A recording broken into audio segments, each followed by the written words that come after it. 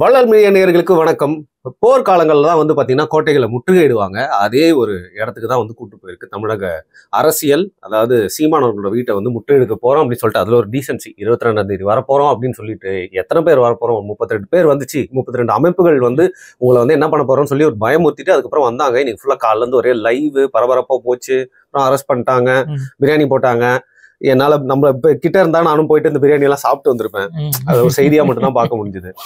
ஆமா, அது என்னன்னா, இப்பொழுதுதான் தமிழ் தேசிய அரசியல் என்பது ஒரு சரியான பாதையை நோக்கி நகர்கிறதாக எப்படி சொல்றீங்க? ஆமாங்க, இதுதான் சரியான பாதை. இது என்ன ஒரு 2015 காலகட்டத்திலேயே இது வந்தது. இந்த அரசியல் என்பது துளிர்விட்டது.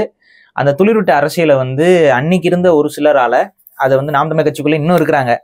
அவங்கெல்லாம் ஐயோ ஐயோன்னு சொல்லி பதறி பதறி பதறி என்ன பண்ணாங்க, அப்படியே போட்டு மறைச்சு காணாம பண்ணிட்டாங்க. இன்னைக்கு திரும்ப அதே கருத்தியலை சீமான் அவர்கள் எடுத்து பேசுவது வரவேற்கத்தக்கது. அப்ப எதனால வந்துச்சுன்னு பாத்தீங்கன்னா, உங்களுக்கே தெரியும். திருமலை நாயக்கரை பற்றி ஏதோ ஒரு இதுல அந்த நாயக்கர் மகால் அவமான சின்னமாகத்தானே தமிழர்கள் கருத முடியும்னு அவர் பேசுறாப்புல, உடனே தெலுங்கு அமைப்புகள் எல்லாம் இதே மாதிரிதான் சீமான் வீட்டை முற்றுகை அப்படின்னு சொல்லிட்டு கிளம்பி வந்தாங்க. 2016 கிளம்பி எல்லாம் இது பண்ணாங்க. அப்பெல்லாம் நானும் கட்சியில இருந்த காலகட்டம். அப்ப அந்த முற்றுகை வரும்பொழுது இதே மாதிரியான ஒரு வைப் வந்துச்சு. ஆனா இந்த அளவுக்கு ஒரு பெரிய அளவுல கூட கூட்டம் வரல. அதாவது இப்ப வந்தது பெரிய கூட்டம் நான் சொல்லல. இன்னைக்குனாச்சும் கொஞ்சம் ஒரு பேரை கூட்டிட்டு வந்திருக்கிறாங்க. ஆனா அன்னைக்கு பாத்தீங்கன்னா ஒரு குறைந்தபட்சமா 100 பேர் அளவுதான் வந்தாங்களே மொத்தமாவே. நானும் பிராங்கா கேக்குறேன், நீங்க பிராங்கா சொல்லுங்க. அன்னைக்கும் பிரியாணி போட்டாங்களா? ஆமா, இன்னைக்கு மத்தியானம் இருந்தது. இதே வேலையா இருக்கு. அப்போ என்ன ஆகுதுன்னு பாத்தீங்கன்னா, அந்த வராங்க. அது பாத்தீங்கன்னா ஒரு குறிப்பிட்ட சமூகத்தை சார்ந்த மக்கள். அவங்க இந்த திருமலை நாயக்கரை தங்களுடைய சமூக முன்னோர் அப்படின்னு சொல்லிட்டு இருக்கிற ஒரு கூட்டம். அந்த கூட்டம் என்ன பண்ணுது, வராங்க. ஒரு ஹோட்டல்ல அந்த தலைவர்கள்லாம் ரூம் போட்டு தங்குறாங்க. இளைஞர்கள், அப்பாவி இளைஞர்களை சீமான் அவர் வீட்டு அட்ரஸ் கொடுத்து அங்க வந்துருங்கன்ட்டாங்க. அவங்களுக்கு சென்னைக்கு முன்ன பின்ன வந்தது கிடையாது. வரானுங்க, இதான் மீட்டிங் பாயிண்டோ அப்படின்னு சொல்லி வரவனுங்களை இந்த டிஷர்ட் மாட்டிட்டு வந்துருங்கன்னு சொல்லிட்டு அடையாளமும் காமிச்சு கொடுத்தாச்சு. பாவப்பட்ட பசங்க எங்க வீடு போறதுக்கு வழி இல்லைன்னு சொல்லி கேட்டு, நாம் தமிழர் கட்சிக்காரங்க கிட்ட எல்லாம் வழியை கேட்டு, தம்பி வாங்க தம்பி, உங்களுக்கு சீமான தானே பார்க்கணும் தம்பி, வாங்க தம்பின்னு சொல்லி கூட்டிட்டு போயிட்டு அவங்களுக்கு எப்படி சொன்னா புரியுமோ, எந்த மொழியில் சொன்னா புரியுமோ, எதை செய்வதற்கு அவங்க வந்தாங்களோ அதுக்கான ஒரு பயிற்சி அவங்களுக்கு கொடுத்து, தம்பி இப்படி பண்ணக்கூடாது, இப்படி பண்ணணும் அப்படின்னு சொல்லி அவங்களுக்கு புரிய வச்சு, அடுத்த முறை பயிற்சி எடுத்துட்டு நல்ல முறையா வாங்க அப்படின்னு சொல்லி அப்ப தட்டி அனுப்புனாங்க. தட்டி கொடுத்தாங்க. அதாவது தட்டி அனுப்புனாங்கன்னா தட்டி கொடுத்து போய் நீங்க போய் நல்லா பயிற்சி எடுத்து தட்டி கொடுத்து அனுப்புனாங்க. அன்னைக்கு அந்த வீடியோக்கள்லாம் கூட எடுத்து வச்சிருந்தாங்க.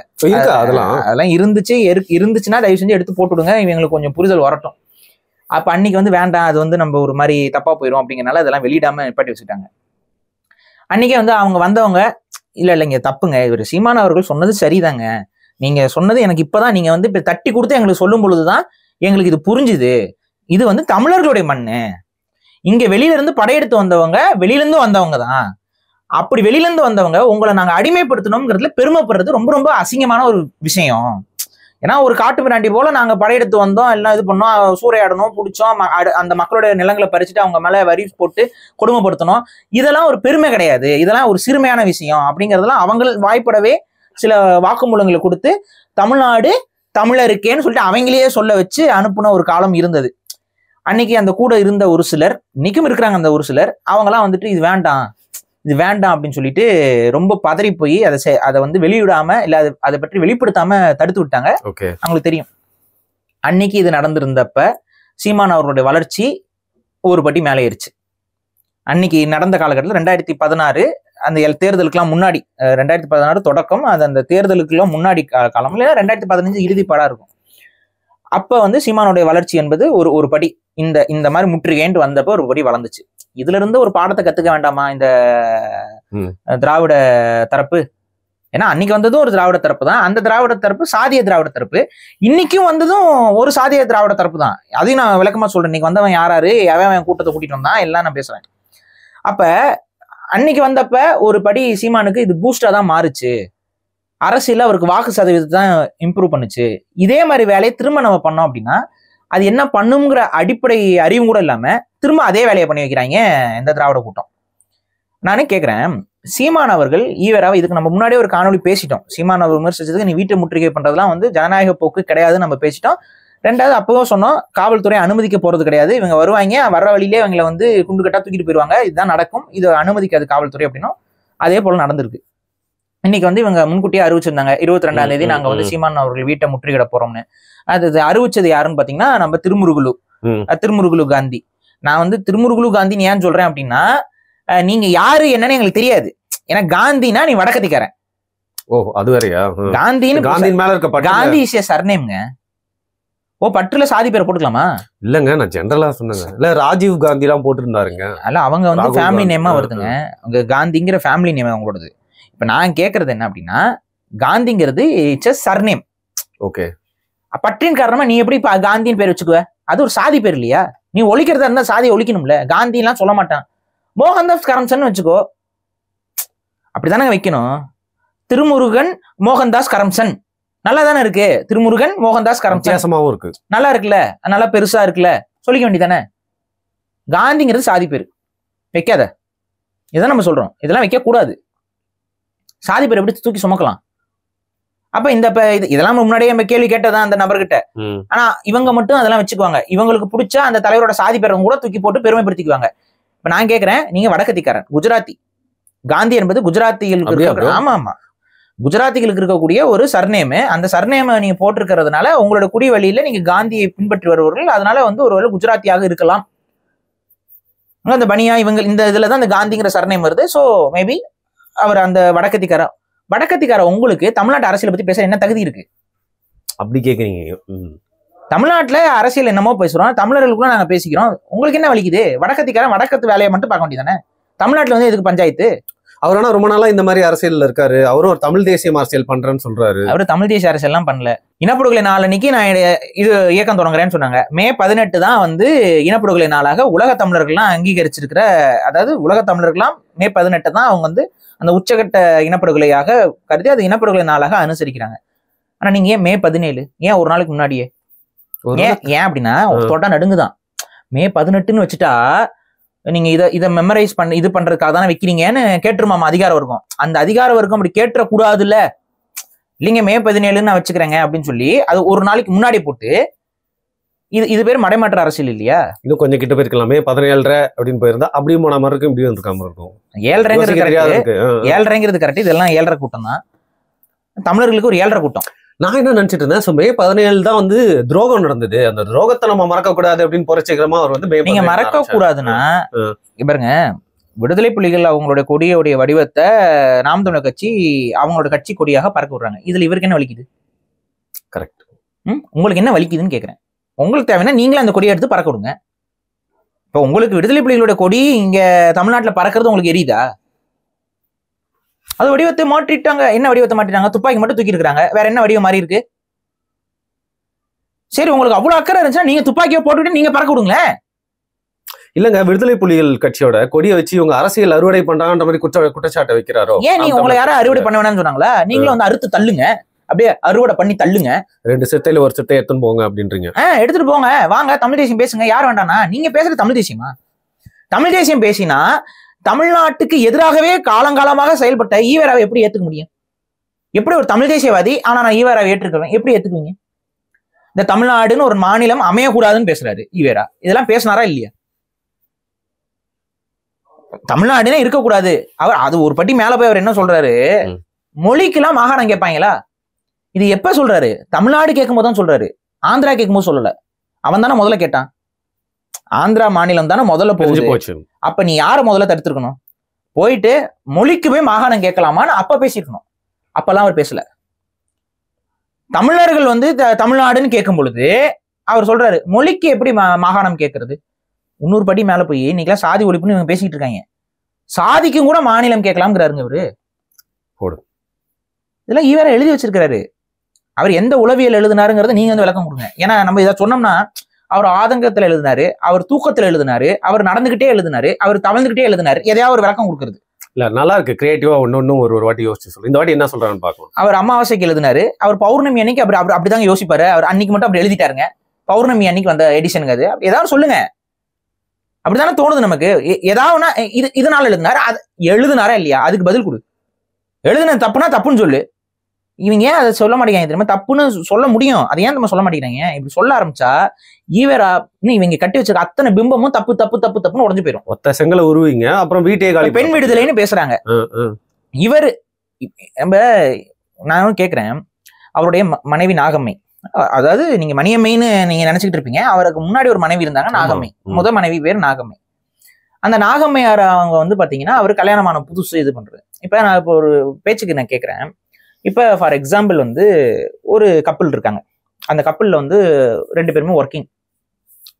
அதுல ஒரு கம்பெனில அந்த பொண்ணு வேலை பார்க்குது, ஒரு ஒய்ஃப் வந்து வேலை பார்க்குது. ஏன்னா புரியணுங்கிறக்காக நான் சொல்றேன், ஒரு ஒய்ஃப் இருக்காங்க, அவங்க வந்து வேலை பார்க்குறாங்க கம்பெனில. அந்த கம்பெனில வேலை பார்க்கறது அந்த ஹஸ்பண்டுக்கு பிடிக்கல. சரி, அவங்க போய் வேலை பார்க்குறாங்க, அவங்க அந்த கம்பெனிக்கு போயிட்டு வரதெல்லாம் அந்த ஹஸ்பண்டுக்கு பிடிக்கல. இப்போ அவர் என்ன சொல்லணும், ஆக்சுவலா என்ன சொல்லியிருக்கணும், அவர் ஒய்ஃபை கூப்பிட்டு எனக்கு நீ அந்த கம்பெனில போய் வேலை பார்க்கறது பிடிக்கல, அந்த கம்பெனி சரியில்லை, அது வேண்டாம், அந்த கம்பெனி வந்து ஒரு நல்ல கம்பெனி கிடையாது, இந்த காரணத்துக்காக நான் கெரியர் வந்து அப்படின்னு சொல்லி நீங்க டிஸ்கஸ் பண்ணலாம். அதுக்கப்புறம் இந்த டெசிஷன் மேக்கிங் யாருக்கிட்ட இருக்கணும், அந்த மனைவி கிட்ட இருக்கணும். இதை எடுத்து சொல்ற இடத்துல கணவன் இருக்கலாம், கரெக்டா? மியூச்சுவலான ஒரு இன்ட்ரெஸ்ட் இப்படி இருந்துச்சுன்னா அது வந்து ஒரு நல்ல ஒரு உறவுன்னு நீங்க சொல்லலாம். அதை விட்டுட்டு இவன் என்ன பண்றான், அதாவது இந்த சோ கால்டு இந்த ஐடி எம்ப்ளாயி அவன் என்ன பண்றான், நான் சொல்றேங்க, நீங்க ஏங்க நான் ஃபுல் அண்ட் ஃபுல் அந்த கதைக்குள்ளேயே போயிட்டு அதுதான் அந்த கதைக்குள்ளதான் ரியாலிட்டி.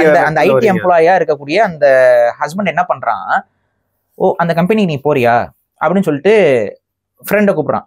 ஒரு 4 ஃப்ரெண்டை கூப்பிட்டு நீ என்ன பண்ற, அவளை ஹராஸ்மெண்ட் பண்ணு, போய் அவளை வந்து ஒரு நைட் ஸ்டாண்டுக்கு கூப்பிடு, 1 நைட் ஸ்டாண்டுக்கு கூப்பிடு, போயிட்டு அவகிட்ட போய் பேச்சு கொடுத்து என்ன பண்ணு, இப்படி எல்லாம் பண்ணு, அவளை டார்ச்சர் பண்ணு, செக்ஸ் டார்ச்சர் கொடு, அவகிட்ட போயிட்டு வந்து நீ வந்து காசுக்கெல்லாம் போவியாமே, என் கூடயும் வரியா அப்படின்னு சொல்லி போய் கேளு அப்படின்னு சொல்லி கொடுத்து அனுப்புறாப்புல இந்த ஹஸ்பண்ட்.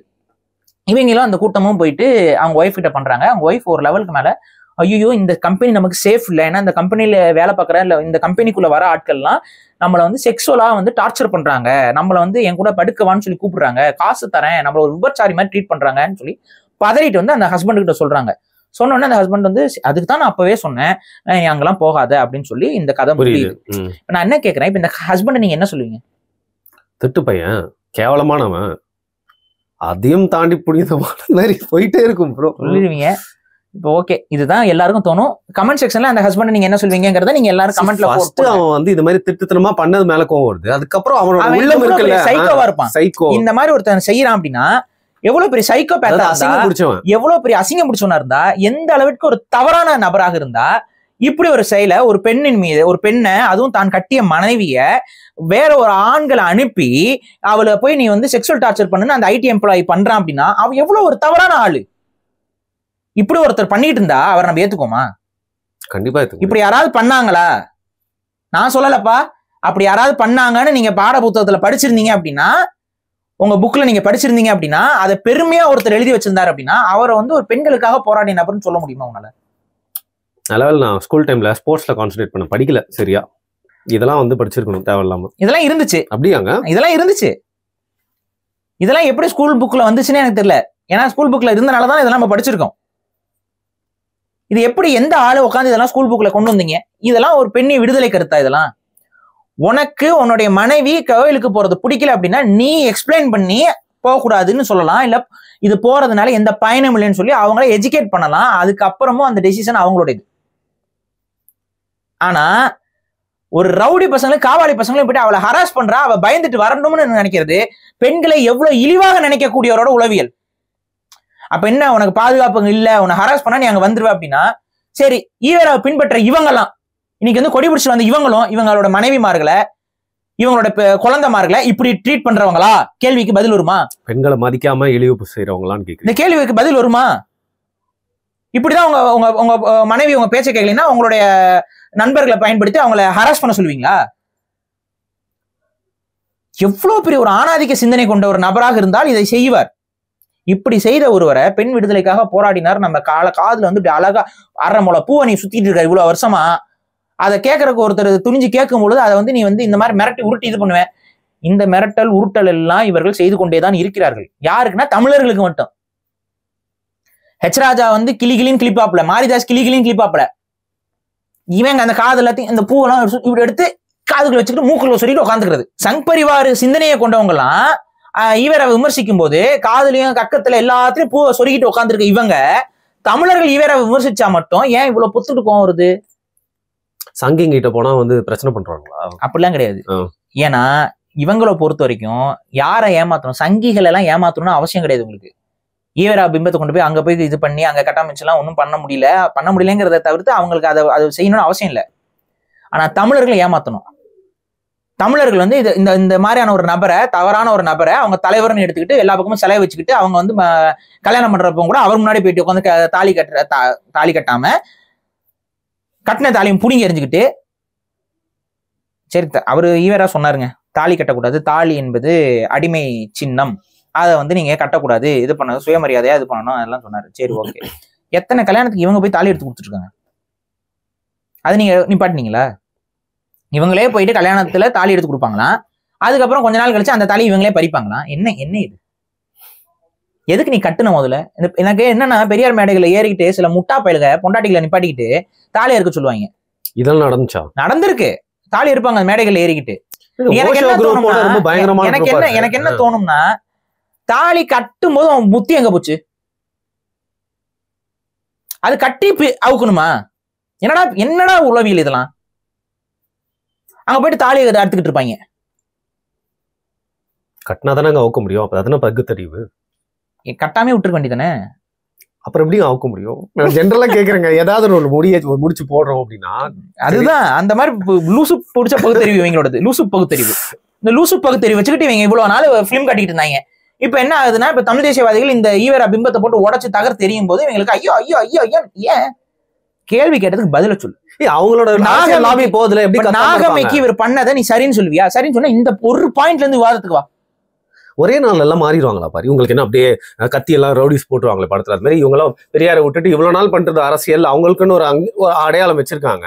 அது ஒரே நாள் விட்டுவானா எப்படி வருவாங்க? நீ நீல சாயத்தை பூசிட்டு நடந்துகிட்டு இருந்த, இன்னைக்கு மழை வந்துச்சு, உன் நீல சாயம் வெளுத்து போச்சு. சரி, இப்ப என்ன பண்ண முடியும்? நீ வெளுத்து போயிட்ட, மாட்டிக்கிட்ட, ஐயோ அம்மான்னு சொல்லிட்டு இருக்க. உனக்கு அவ்வளவு இதா இருந்துச்சுன்னா போய் ஏதாவது போத்திக்கிட்டு உட்காரு. அவ்வளவு அசௌரியமா இருந்துச்சுன்னா அதை விட்டு எதுக்கு மிரட்டி பாக்குறது, உருட்டி பாக்குறது? இப்ப அவர் வீட்டுக்கு போய் முற்றுகை போட்டா அவங்க நிப்பாட்டிடுவாங்களாம். தமிழ் தேசியவாதிகள்லாம் பேசாம. இது என்ன மாதிரி உளவியல்? எனக்கு அதான் புரியல. இப்ப முற்றுகை போட்டீங்க, என்ன ஆயிடுச்சு? நீங்க உங்களுக்கு கிடைச்சது தக்காளி சோறு, எங்களுக்கு கிடைச்சது பிரியாணி. நீங்க சிம்பாலிக்கா சொல்றீங்க, நீங்க நிறைய சாப்பிட்டு விட்டோம்னு நினைச்சு போறாங்க. இல்ல இல்ல நம்ம கிடைக்கல. இவங்களுக்கு கிடைச்சது இதை செலிப்ரேட் பண்ற விதமா இப்ப போய் சாப்பிட்டோம். தக்காளி சோறு தான் கிடைச்சிருக்கும். அதுவும் தமிழக அரசு கவர்மெண்ட்ல செய்யற தக்காளி சோறு. அது ஒன்று டின் ஃபாயில்ல போட்டு கொடுப்பாங்க. அதை வந்து சாப்பிட்டுருப்பீங்க. இங்க வந்து பார்த்தா பாதுகாப்பு கொடுக்கணும், பாதுகாப்போட போகணும். எதுக்கு மட்டன் பிரியாணி? எதுக்கு மட்டன் பிரியாணின்னு கேட்கறேன். அவன் உட்காந்து அவங்க வரமாட்டாங்க தெரியும். இதை சாக வச்சு இவங்க உட்காந்து மட்டன் சாப்பிட்டு இருக்காங்க. அவங்க காட்டு அந்த வீடியோல காட்டி வேற சாப்பிடுறாங்க. அதான் எங்களுக்கு எரிச்சலா இருக்கியா? அவங்களுக்கு எரிச்சலா இருக்குல்ல, எங்களுக்கு எரிச்சலா இருக்கு. ஆனா நீங்க சொல்ற மாதிரி ஒரு ஸ்ட்ராட்டஜியாவே பார்த்தா பாரு, அது எதிர்ப்புன்னு சொல்லிட்டு போஸ்டர் ரெடி பண்ணி வச்சுட்டு ஒருத்தர் பாடுறாரு, ராஜராஜ சோழன் நான் அப்படின்னு. என்ன இசை கச்சேரி பண்ணிட்டு இருக்கீங்க? ஒரு மதிப்பு மரியாதை வேணா? எவ்வளவு பெரிய மூத்த தலைவர்கள் எல்லாம் வந்திருக்கிறாங்க. திருமுருகன் ஓரம் கட்டி விட்டுருங்க. அவர் மூத்த தலைவர்லாம் இல்ல. குளத்துருமணி அவர்கள் வந்திருக்கிறாரு. கோவை ராமகிருஷ்ணன் அவர்களப்பா, கோவை ராமகிருஷ்ணர் பாவம் அழுக ஆரம்பிச்சிட்டாப்ல. அது இனப்பாசம் பாத்தீங்களா? எனக்கு அதுதான், அந்த இனப்பாசம் எனக்கு ரொம்ப பிடிச்சிருக்குங்க. 2 பேரும் ஒரே சமூகம். யாரு? நம்ம ஈவேராவும் கோவை ராமகிருஷ்ணனும் ஒரே நாயுடு வகுப்பை சார்ந்தவர்கள், ஒரே சாதிக்கார பசங்க 2 பேரும். அவருக்கு ஒண்ணுன்னா அப்படி அவருக்கு அழுக வருது பாருங்க. அதுதாங்க தானாதா விட்டாலும் தன் தசை ஆடும்னு சொல்லுவாங்கல்ல. பிளட் இஸ் திக்கர் தன் வாட்டர் அப்படிம்பாங்கல்ல. அந்த மாதிரி பாத்தீங்களா? அப்படியே ஒரு பக்கம் மீடியால போய் உட்காந்துட்டு நான் வந்து பல வருஷம் கூட இருந்தேன் அப்படின்னு அழுகிறாரு. ரஜினி கூட கவுண்ட் பண்ணி உட்கார்ந்துருப்பார்ல. எனக்கு என்ன எனக்கு அங்க பார்ப்பா மீன் எல்லாம் சாப்பிடுறாங்களா, நம்ம வேணா அந்த சைடு. எனக்கு என்ன, ஏன் அப்படி கஷ்டப்பட்டு ஒரு பொய்யான பிம்பத்தை ஏன் தூக்கி சுமக்கணும்? என்னங்க பண்ணுவாங்க? அதான் சும்மா உட்கார சொல்றீங்களா? கேக்குறேன். இதுல இருந்து அப்ப நீங்க என்ன சொல்ல வரீங்க? அப்ப ஈவேராவை வச்சுக்கிட்டு அவங்க எல்லாம் சம்பாரிச்சிட்டு இருக்காங்கன்னு சொல்ல வரீங்களா? அவங்க பொது தொண்டு எல்லாம் ஜெயிலியா? என்னமோ காசு வசூல் பண்ணிக்கிட்டு கட்ட பஞ்சாயத்து பண்ணிட்டு இருக்காங்களா? அவங்களுக்கு ஒரு லாபி, ஒரு அரசியல் பண்ணிட்டு இருக்காங்க. எவ்வளவு நாள் பண்ணிட்டு என்ன லாபி? 200 ரூபாய் வச்சு எவ்வளவு நாளைக்கு இங்க வாழ முடியும்? அதுக்கு ஏதாவது யூனியன் ஆரம்பிச்சு 200 ரூபாயை உயர்த்தி கூட உறவேன்னு கேட்க வேண்டாமா? ஏன் காலகாலமா 200 ரூபாய் தானாமா? இல்ல அது இப்ப குறைஞ்சிருக்குன்னு சொல்றாங்க. பொங்கலுக்கு ஒரு 100 ரூபாயை கொடுத்துருக்காங்க. தெரியுமா தெரியாதா? ஏன் பொங்கல் போனஸ் எவனா 100 ரூபாய் கொடுப்பாங்களா? ஒரு திமுக போஸ்ட் போட்டிருக்காரு, தலைவரிடம் சென்று நான் 200 ரூபாய் வாங்கினேன், திரும்பவும் என்னுடைய மாவட்ட செயலாளரிடம் சென்று வாங்கினேன், அப்போ தலைவர் வந்து இவனுக்கு காலையே கொடுத்தாச்சு அப்படின்றாரு. அவங்க கிட்ட இருந்தே நீ 200 ரூபாய் திருட அப்படிதான் கொடுக்குற 200 ரூபாய் கரெக்டா வாங்கிட்டு போ. அதை விட தவிர்த்து வேற என்ன லாபி? நீங்க தமிழ் தேசியம்னு பேசிட்டு கடைசியில என்ன இவங்கெல்லாம் பேசுறாங்க? இவரெல்லாம் ஒரு காலத்துல வந்து விடுதலை புலிகளுக்கு ஆதரவாக செயல்பட்டவங்க தான். அதுதான் எனக்கு புரியலங்க. கொடியெல்லாம் இது பண்ணி கொடுத்துருக்காங்க, இவர்களோட பங்களிப்பு இருந்தது. எப்ப இருந்துச்சு? இந்திய அரசு விடுதலை புலிகளுக்கு ஆதரவாக இருந்த காலகட்டத்துல இருந்தது. என்னைக்கு இந்திய அரசு அது எதிரான நிலைப்பாடுக்கு மாறுதோ அப்படியே அப்ப காலகட்டத்திலேயே உங்களுடைய ஆதரவு நிலைப்பாடுகளை நீங்க தவிர்த்துட்டீங்க, அப்படியே கொஞ்சம் கொஞ்சமா தகர்த்துட்டீங்க. ஏன் இன்னைக்கு ஏன் ஆதரவா இல்லை? நீங்க கேட்டா அவ்வளவு ஆதரவா இருக்க அப்படின்னா ஏன் வந்து விடுதலை புலிகளை பற்றி நீங்க பேசுறதே தவிர்த்துட்டீங்க? அவ்வளோ வந்துச்சுன்னா வந்து தேசிய தலைவரோட புகைப்படத்தை வந்து இந்த டிஎம்கே ஐடிவிங்கெல்லாம் வந்து கொச்சைப்படுத்தி போட்டப்பறம் உங்களுக்கு கோவம் வந்துச்சா? அன்னைக்கெல்லாம் அந்த திமுக எதிர்த்து உங்களால் அறிக்கை விட முடிஞ்சதா? நியாயமான கேள்வி. அன்னைக்கெல்லாம் என்ன பண்ணிட்டு இருந்தீங்க? தேசிய தலைவர்னா உங்களுக்கு அவ்வளவு உயிர் அது இதுன்னு பேசுறீங்கல்ல, கோவம் வந்துச்சா உங்களுக்கு? வந்திருக்கணும்ல. இந்த திருமுருகன் காந்திக்கெல்லாம் கோவம் வந்திருக்கணும்ல, ஏன் வரல? அன்னைக்கு அப்படியே பக்குவமா சொல்லிட்டு போறீங்க. அன்னைக்கு அவ்வளவு வன்மம் பிடிச்சி எழுதிட்டு இருக்கானுங்கிறது உங்களுக்கு தெரியலையா? அப்ப நான் தான் கேக்குறேன், இப்ப ஈவேராவை விமர்சிக்க கூடாதுன்னு ஏன் சொல்றீங்க? சொல்லுங்க. நீங்க விமர்சனத்துக்கு அப்பாற்பட்டவர் அவரு, விமர்சிச்சா பதில் கொடுங்க. ஏன் விமர்சனத்துக்கு அப்பாற்பட்ட உங்களுக்கும் இந்த ராமனை பத்தி இப்ப நான் கேட்கிறேன், ராமனை ஏதாவது யாராவது சொல்லிட்டா போர்க்கொடி தூக்கிட்டு முற்றுகை போடுற சங் பரிவார அமைப்புகளுக்கும் இந்த திராவிட கூட்டத்துக்கு என்ன வேறுபாடு இங்க கிடக்கு? கலர் மட்டும் தான் வித்தியாசம். அதுவும் ஐயப்பர் கூட்டம் சாமி எல்லாம் போய் பாத்தீங்கன்னா அதுவும் கலர் வித்தியாசமும் இல்லை, ஒரே மாதிரிதான் இருக்கு எனக்கு. நம்ம சாமி சரணம், ஐயப்ப சரணம், அதே போல பெரியார் சரணம் பாடுங்க, வீரமணி சரணம் பாடுங்க. டிஎம் கிருஷ்ணன் ஒருத்தர் அவர் வந்து நான் வந்து புரட்சி பண்ற பெரியார்னு சொல்லிட்டு மேடையில உட்காந்து கச்சேரி பட்டிருக்காரு, தெரியாத அதெல்லாம் உங்களுக்கு எல்லாம் ஒரே மாதிரிதான் இருக்குது. அதை பார்த்து சங்கிங்களா கடுப்பாயிராங்க. ஒரே என்டர்டைன்மெண்டா போயிட்டு இருக்கு பாரு. அதுதான் சொல்றேன், வந்து ஒட்டுமொத்த அரசியலையும் வந்து ஒரு குப்பத்தனமான அரசியலை வந்து நீங்க பண்ணிட்டு இருக்கீங்க. ஈவேரா பேசியதுல இதுல எல்லாம் தவறான கருத்துனா அது தவறான கருத்துனா ஆமான்னு சொல்லிட்டு போங்க, இல்ல அப்படின்னா இல்ல அவர் இப்படி பேசினாருன்னு சொல்லி பதில்வாதம் பண்ணுங்க. பதில்வாதம் பண்ண முடியல, உங்களால தர்க்க ரீதியான கருத்துக்களை எடுத்து வைக்க முடியல. மொழிக்கு எதிராக இருந்தார் ஈவேரா, ஆமாம் தமிழ் மொழிக்கு எதிராகத்தான் இருந்தார் ஈவேரா. ஆனா நீங்க வாய் கூசாம எழுத்து சீர்திருத்தத்தை அவர் தான் கொண்டு வந்தாருன்னு வாய் கூசாம சொல்றீங்க. வாய் கூசாம அவர் ஒண்ணும் கொண்டு வரல, அதெல்லாம் பச்சை புழுகு. எழுத்து சீர்திருத்தத்தை தமிழர்கள் பல பேர் கொண்டு வந்தத அவர் நடைமுறையில அவரோட பத்திரிகையில கொண்டு அச்சிடுறாரு, அவ்வளவுதான். என்னமோ இவரை உட்காந்து யோசிச்சு அந்த அளவுக்கு மொழி புலமே அவருக்கு இல்ல. மொழியில என்னென்ன மாற்றங்கள் கொண்டு வரணும், அந்த மாற்றங்கள் மூலமே அச்சு எந்திரத்துக்கு எப்படி கொண்டு வரணும், அந்த அறிவுலாம் அவருக்கு இல்லவே இல்லை. அவர் அங்க எல்லா தமிழ் ஆய்வாளர்களும் தமிழ் சார்ந்த புலவர்களும் இப்படி இருக்கணும் அப்படி இருக்கணும்னு அவங்க கருத்தை சொல்லும் பொழுது இவர் என்ன பண்றாரு, அதை ஏத்துக்கிறாரு. இவர் ஒரு மொழி சீர்திருத்த கருத்து வச்சிருக்கிறாரு, அது தமிழும் தமிழரும் அந்த நூல்ல அவர் தெளிவா சொல்றாரு. காட்டுமிராண்டி கால தமிழ் எழுத்தை ஒழித்து விடுங்கிறாரு, ஆங்கிலத்தை பயன்படுத்துங்கிறாரு.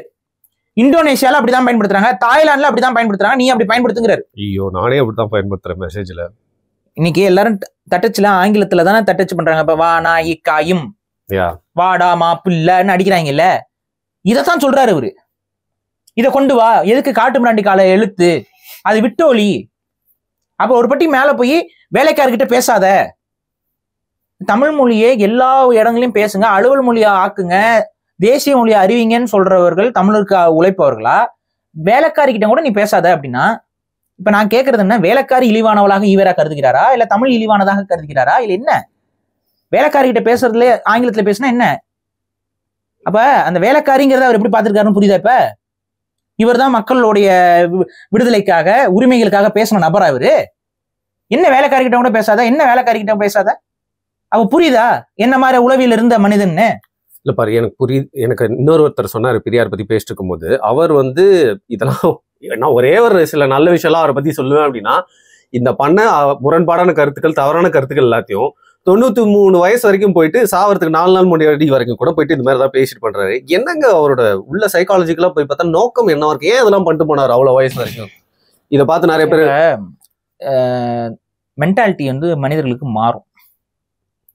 நான் ஒரு வயசான நபரு, ஒரு ஆளு இந்த சிசிடிவி ஃபுட்டேஜ்லாம் இந்த லீக் ஆகும்ல, இந்த மாதிரி லீக் ஆகுறதுல எல்லாம் வந்து பார்க்கும் பொழுது எல்லாரையும் போயிட்டு விரட்டிக்கிட்டு உருட்டிக்கிட்டு எல்லாரையும் போய் அடிச்சுக்கிட்டு அங்க போற மாடு எல்லாத்தையும் போட்டு அடிச்சுக்கிட்டு பண்ணிட்டு அந்த மாதிரிலாம் பண்ணிட்டு இருக்காப்புல.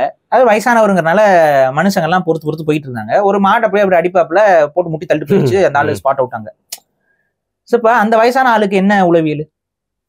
மனநல பிறழ்வு இருக்கு அப்படின்னு நான் சொல்லல, வருண் அவர் சொல்கிறார். நான் அந்த சிசிடிவி தாத்தாவை பத்தி சொன்னேங்க. சிசிடிவி தாத்தாவை பத்தி நானும் சொல்றேன், புரியுதா? இந்த மாதிரி உளவியல் கோளாறுன்னு ஒண்ணு இருக்கு.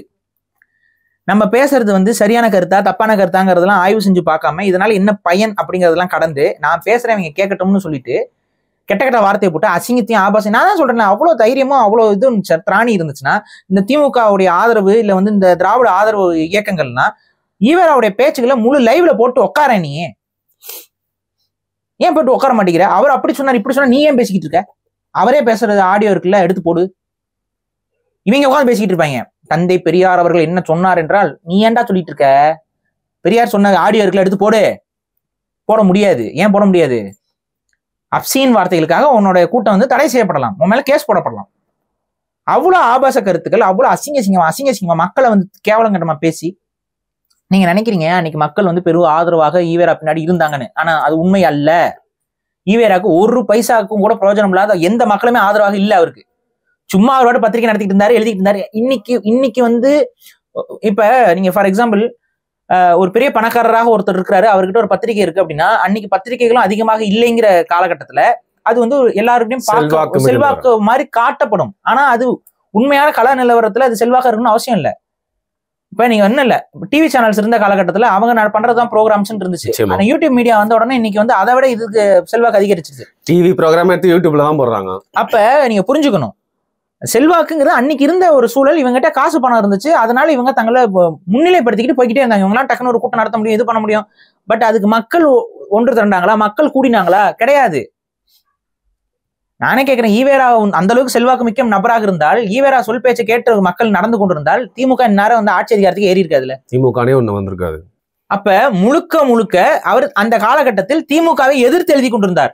எடுத்து போடுங்களேன் பொதுத்தளத்துல. ஈவேரா அவர்கள் அண்ணாதுரையை பற்றி என்ன எழுதினார்? ஒட்டுமொத்த திமுகவையும் என்ன எழுதினார்? கண்ணீர் துளி பசங்க தான் எழுதுவார், திமுக எழுத மாட்டாரு. கண்ணீர் துளி பசங்க. ஒரு கேஸ் கூட கொடுத்தாரு அண்ணாதுரையின் மேல. அது என்ன கொடுத்தாரு? எனது வீட்டை சுற்றி ஒரு குள்ள உருவம் கத்தியோட சுலாவி கொண்டிருக்கிறது அப்படின்னு சொல்லி போட்டாரு. அவ்வளவு உருவ கேலி, அடுத்தவங்களை இழிவுபடுத்தி பாக்குறது, அடுத்தவங்களை மரியாதை இல்லாம நடத்துறது, இதெல்லாம் என்ன எந்த அடிப்படையில வந்து நீங்க இதெல்லாம் வந்து புனிதப்படுத்திக்கிட்டு இருப்பீங்க? இப்ப அண்ணாதுரையோட கருத்து முரண்பாட்டுக்காருன்னா இதுக்கும் மேல ஒரு படி என்னமா சொன்னாரு? திமுகவுடைய தொண்டர்கள் அவர் எவ்வளவு கேவலப்படுத்தினார் தெரியுமா? திமுகவோட தொண்டர்கள் அவர்களுடைய மனைவிகளை என்ன செய்யறதுக்கு தயாராக இருப்பார்கள் அப்படிங்கிறத நான் சொல்லல, ஈவேரா சொல்லியிருக்காரு. அதை ஏத்துக்கிறியா? அதுக்கு சரியான கருத்தா? அது சரியான கருத்தா? ஈவேரா சுயநலவோட பேசின கருத்து அது? அது எத்தகைய கருத்து அது?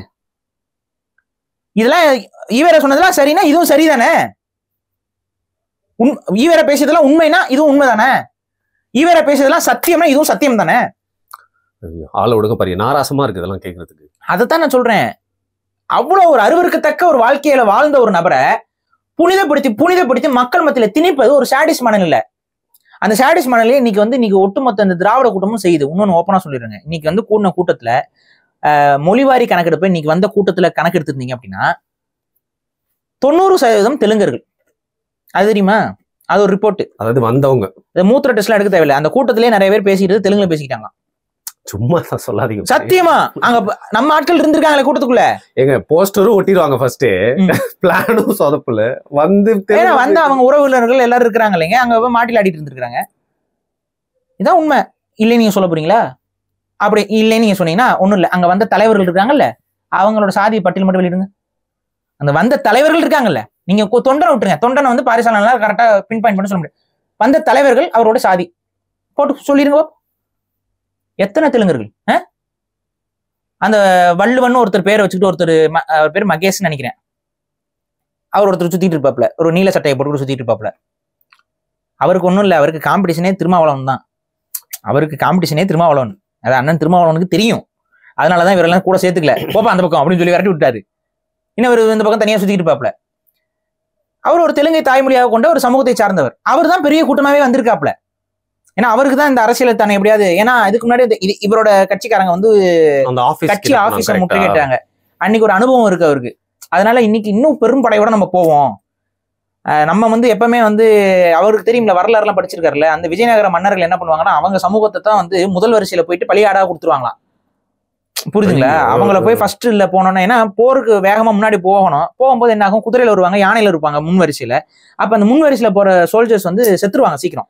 அப்ப சாவட்டும் போ அப்படின்னு சொல்லி ஒரு கூட்டம் அனுப்புவாங்கல்ல, அந்த மாதிரி அவங்கள பயன்படுத்தி இருக்காங்க.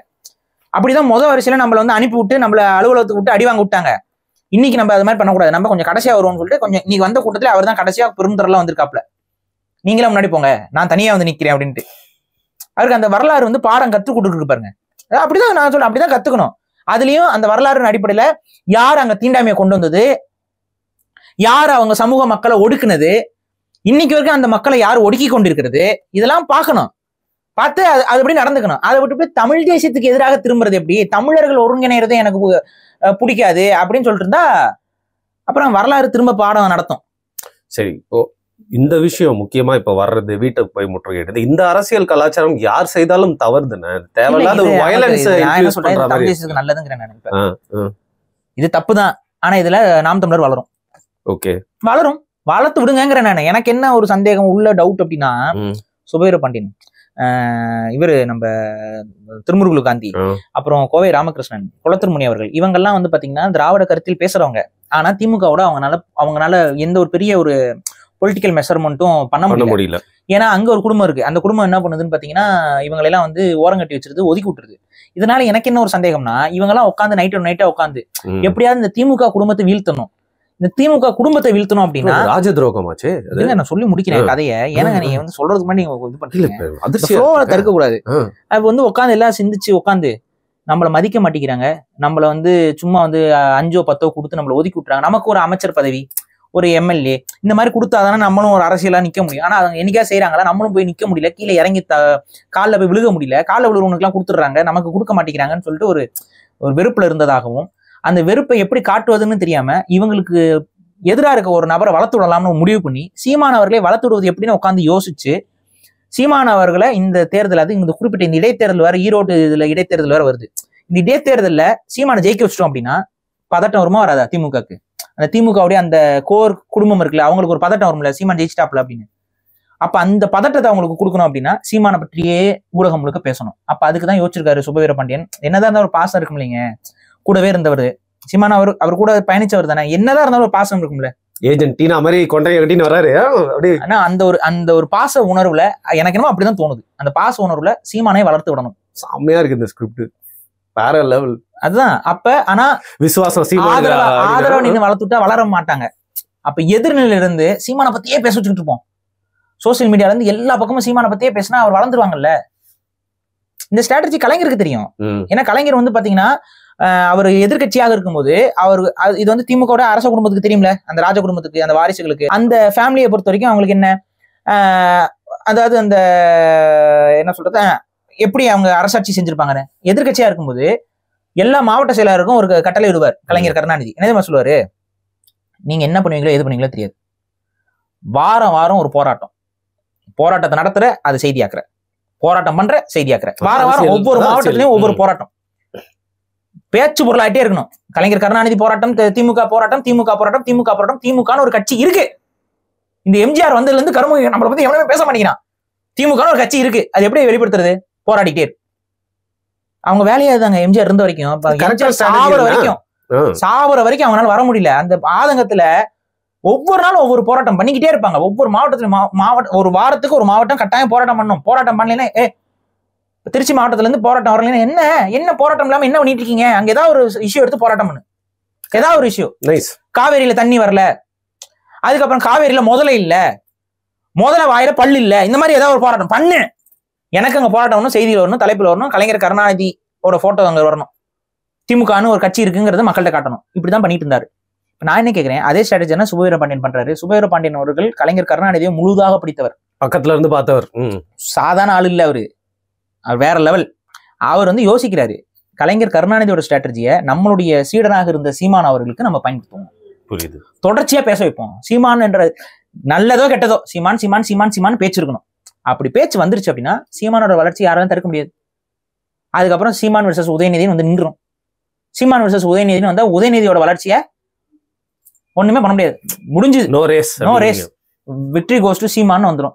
அப்ப அந்த இடத்துக்கு சீமானை கொண்டு வரணும். அப்ப என்ன பண்ணணும்? சீமானை எதிர்ப்போம், அளவுக்கு அதிகமா எதிர்ப்போம். எல்லாம் ஒண்ணு திறந்து பேசுறாங்க. இவங்களுக்கு அந்த ஒரு உணர்வு இருக்குல்ல, என்னதான் இருந்தாலும் அந்த தமிழ் இன உணர்வு அவங்களுக்குள்ள கொஞ்சம் 4 பேருக்கு இருக்குல்ல. அவங்களாம் தமிழர்கள் தானே. அப்ப அவங்களுக்கு ஒரு 2 பேர், சுபேர் பாண்டியன் ஒரு தமிழர் தான், குளத்துமணி, இவங்களுக்குலாம் ஒரு உணர்வு கொஞ்சம் இருக்கும்ல. அந்த உணர்வுல அவங்க என்ன பண்றாங்க? சீமானை வளர்த்துடணும், அதுக்கு எதிர்ப்போம். நம்ம கிளம்புவோம், இவங்களும் வந்து நின்றுவாங்க, போட்டு அடின்னு அடிப்போம். சீமான் நம்மளை போட்டு அடின்னு அடிக்கிட்டோம், அடி வாங்குற மாதிரி வாங்குவோம். அவ்வளவுதான். சீமானை வந்து ஒரு ஹீரோவா கன்ஸ்ட்ரக்ட் பண்ணிட்டோம்னா அதுக்கப்புறம் திமுக ஆச்சு, சீமான் ஆச்சு. அப்பனாச்சு திமுக நம்ம கிட்ட வந்து ஆகணும்ல, உங்களுக்கு எல்லாம் நான் சீட்டு கொடுக்குறேன்னு வந்து ஆகணும்ல அப்படின்னு சொல்லி ஒரு ஸ்ட்ராட்டஜி பண்ணதாக நம்மளோட உளவுத்துறை சொல்லுது. வடச்சென்னை இந்த சாமியார் சீன் மாதிரி செமையா இருக்குங்க. அது இதான் கரெக்ட், இதான் நடந்துகிட்டு இருக்கு. நீங்க என்ன பாருங்க, இப்ப நானே கேட்கிறேன், சீமான் இதனால வளர்றாரா இல்லையா? பேசு பொருளா இருக்காரு கண்டிப்பா. டெய்லியும் பேச்சு பொருளாகுது.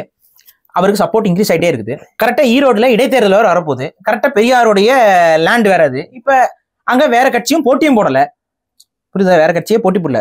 திமுகவுக்கு எதிராக வந்து போட்டி போட்டு அவங்க காசு கொடுத்து எல்லாம் வாக்கு வாங்கிடுவாங்கிறனால அவங்க யாருமே போட்டி போடாம சீமான் ஒருத்தர் மட்டும் தான் போட்டி போடுறாரு. அப்ப இங்க திமுக வர்சஸ் நாம் தமிழர்னு ஆல்ரெடி களம் இருக்கு.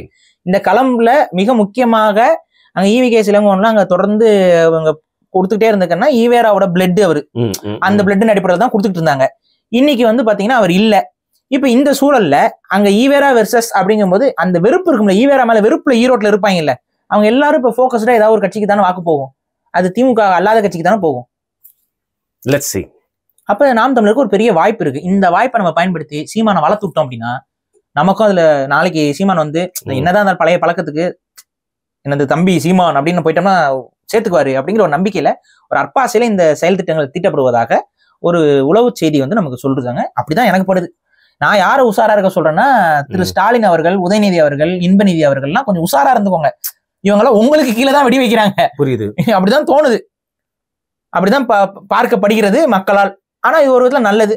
உங்களோட செலவுல இன்னைக்கு கொஞ்சம் மட்டன் பிரியாணிலாம் நாம் தமிழர் கட்சிக்காரங்க சாப்பிட்டு ஒரு இசை கச்சேரி நடத்தி அதன் மூலமாக அவங்களோட ஸ்டாண்டை ரொம்ப ஸ்ட்ராங்கா இது பண்ணி அதன் மூலமாக இன்னும் ஈவேராவை பத்தி வண்டையா பேசி விட்டு கடைசியில ஈவேராவோட அந்த பிம்பம் என்பது இன்னும் உடைக்கிறதுக்கு ஒரு வலுவாக ஒரு கருத்தை உருவாக்கி ஒரு டிவி சேனல்ல தொடர்ச்சியா லைவ் பண்றதுக்கு எவ்வளவு காசு தெரியுமா? சும்மா கிடையாது. இப்போ ஒரு மாநாடு நடத்துறீங்க, அந்த மாநாட்டை வந்து லைவ் பண்ணுங்கன்னு சொல்லிட்டு போயிட்டு ஒரு சேனல்ல போய் பேசி பாருங்களேன், குறைஞ்சது 30 லட்சம் 40 லட்சம் 30 லட்சம் 40 லட்சம் கொடுத்து சீமான் அவர்கள் பேசுறத லைவ் பண்றதுக்கு கஷ்டம். ஆனா இப்ப எந்த இது இல்ல, ஒரு பைசா செலவு இல்ல. அந்த பிரியாணி செலவு மட்டும்தான். அதெல்லாம் 30 லட்சம் 40 லட்சம் எல்லாம் இருக்காது. மிஞ்சி மிஞ்சி பண்ண 2 லட்சம் இருக்குமா? அதுக்கு மேல இருக்காதுன்னு நினைக்கிறேன். அவ்வளவுதான். நல்ல ஒரு சாப்பாடு சாப்பிட்டு நல்ல ஒரு ஃப்ரீ பப்ளிசிட்டியை நீங்க பண்ணி கொடுத்துருக்கீங்க. வாழ்த்துக்கள் சொல்லிட்டு இதே மாதிரி தொடர்ச்சியாக தேர்தல் வர வரைக்கும் இந்த மாதிரி ஏதாவது இப்ப ஈவரை பத்தி பேசுனதுக்கு ஏதாவது ஒண்ணு, அதே போல அடுத்து அவர் ஏதாவது ஒரு பேசுவாரு, அதுக்கு ஒரு கூட்டத்தை கூட்டி ஏதாவது ஒண்ணு பண்ணுங்க. தொடர்ச்சியா இது மாதிரி பண்ணிட்டே இருந்தீங்கன்னா தமிழ் தேசியம் இன்னும் வேகமாக வளரும். இதைத்தான் நம்ம ஆரம்பத்துல நம்ம கட்சியில இருந்த காலகட்டத்துல இருந்து நான் சொல்லிட்டே இருக்கேன். 2015 இருந்து நான் சொல்லிட்டு இருக்கிறது இதுதான். இப்ப புரியுதா? ஈவேராவை எதிர்க்க ஆரம்பிச்சா இவங்க எப்படி பதறாங்க, இந்த பதட்டத்தின் மூலமா தமிழ் தேசியம் எப்படி வளருதுன்னு தெரியுதா? இதைத்தான் நான் கழுதியா கத்திக்கிட்டு இருந்தேன் கட்சிக்குள்ள இருந்த காலகட்டத்துல. அப்பதான் நீங்க வந்து இருந்தீங்க. இப்ப புரியுதா? இதுக்காதான் இந்த வளர்ச்சி நீங்க அன்னைக்கே அடைஞ்சிருக்க முடியும். சரி, ஓகே, தாமதமானாலும் இப்ப செய்றீங்க, வாழ்த்துக்கள் சொல்லி தொடர்ச்சியாக இந்த பிம்பங்களை அம்பலப்படுத்துங்கள். இதுதான் நம்ம சொல்றது. இது நல்ல பாதையில தான் போய்கிட்டு இருக்காரு, போட்டும், வாழ்த்துக்கள். ஓகே, ரைட்டு, சரி, ஃபைன். நல்ல வேலை, இன்னொரு ஷூட் வேற இருக்கு, வேற ஒரு டாபிக்ல வேற பேசணும். நீங்க சப்ஸ்கிரைப் பண்ணிட்டு அதுக்கு அடுத்த வீடியோக்கு வெயிட் பண்ணுங்க. மிக்க நன்றி பாரி. நன்றி.